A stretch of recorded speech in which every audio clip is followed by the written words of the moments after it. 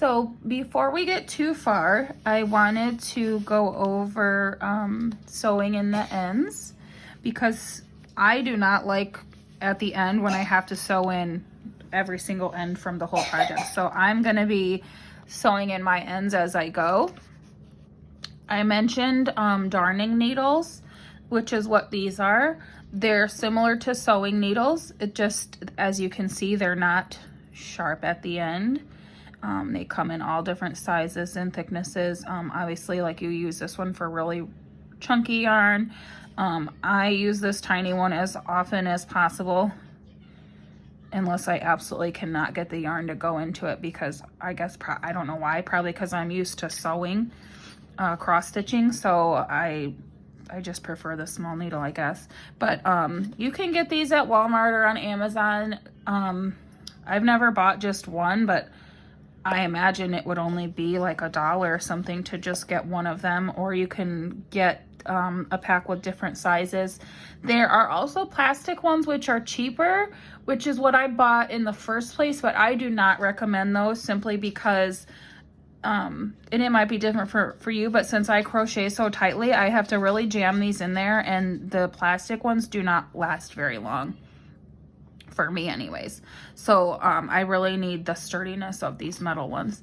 So with each of your squares, you're at least going to have this tail from the center and this tail from the end. Because we're going to be changing colors so often, and because our stitches have gaps in between them, and we can't really stitch them in very far as we go, you're probably going to have a lot more than that. Which is why I said I don't want it. Like, you can see on this one, I have all these tails, which this one was just practice, so I'm not going to be sewing in these tails. But so you can see, like, you might have quite a few of them. And can you imagine at the end you do all 63 squares, and then you have to go back and do like this many tails on every single square? It takes days. I don't I don't do that. So what I do is, at the end of each square, I go and, so as you can see that this, I mean, I really have to shove this in here, so most people probably don't like to use this size, but I just prefer it, probably because I do sewing, like I said. So for this one, it's in the center, so you're just gonna put your needle underneath the stitches here. When it's a different color, I try really hard to make sure that it's not sticking out anywhere, and also because if it is sticking out a little bit here and there, is more chance for it to get snagged, and for your yarn to not to come back out later. So you're just gonna sew it inside the stitches, and I sew them as far as I can until my tail is very small and I can't really get my needle to go into the holes anymore.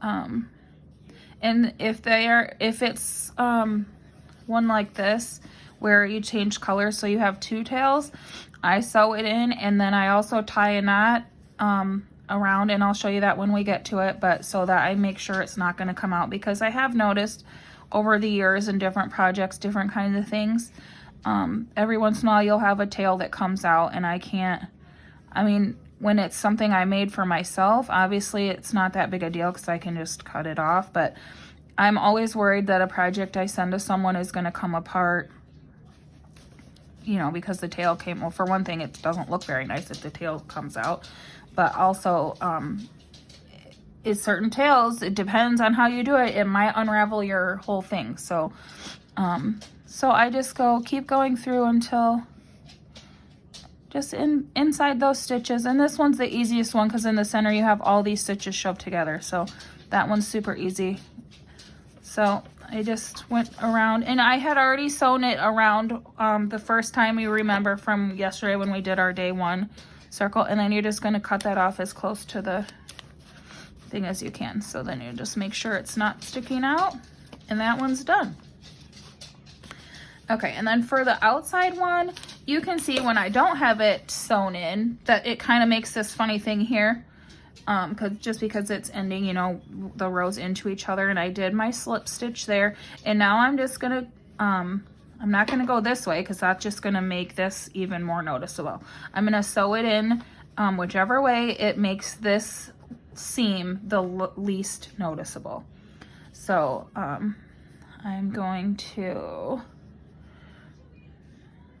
sew that in a few. And I like what Dawn said, to leave a little bit of a tail so that you can sew that in as you join your squares, just to make sure it's very secure. So there's my slip stitch right there. So I'm going to go into the very next space I can and see, I'm going to get it under each stitch there so that it's not going to be sticking out. And if you can see your needle, then obviously your thread's going to be sticking out. So you can see there's no needle sticking out any of these parts here. So I'm going to just put that in. And this should be pretty easy on these parts because the stitches are so close together. The tricky part is going to be when we're sewing in ends between your granny stitches or other stitches on your sunburst square. And when we get to that, I will do another, well, I'll probably just put it into one of the videos, other videos. So, okay, so then you can pull that tight, and then you can see that that is pretty darn straight. And when we join our squares together, it's going to be, you're not going to even see it. So then I'm just going to leave this little tail, and then I am actually not this one because I don't know where I'm going to put this one yet. It depends on where the squares around it look like. But I think I'm going to do what was suggested and put a little piece of tape on the end of each of my tails for each square number so that I remember where that goes so I can keep track, because you can't keep things in piles around here. There's too many humans and animals. So there is weaving in the ends.